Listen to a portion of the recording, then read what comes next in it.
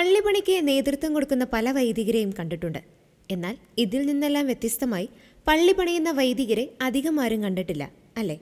Leo 14 മാർപ്പാപ്പ ബിഷപ്പായിരുന്ന പെറുവിലെ ചിക്ലായോ രൂപതയിലെ ദരിദ്ര പ്രദേശത്ത് ഫാദർ ജാവിയർ കജുസോൾ വില്ലാഗസ് ആണ് പള്ളി പണിയുന്നത്. ഈ പള്ളി പണിയാൻ വേണ്ടി കൽപ്പണി പഠിച്ച വ്യക്തി കൂടിയാണ് ഫാദർ ജാവിയർ.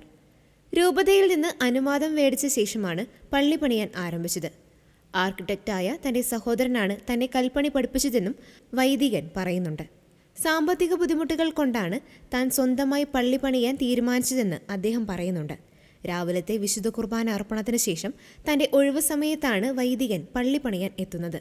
നിർമ്മാണ പ്രവർത്തനങ്ങൾ ആസ്വദിക്കുന്നുണ്ടെങ്കിലും തന്റെ ജീവിതത്തിലെ ആത്മീയ ശുശ്രൂഷയേക്കാൾ പ്രാധാന്യം അതിനില്ലെന്ന് ഫാദർ ജാവിയർ വ്യക്തമാക്കി. പള്ളി പണിയുന്നതിനുള്ള സഹായം രൂപത നൽകുന്നുണ്ടെന്നും ഫാദർ ജാവിയർ പറഞ്ഞു.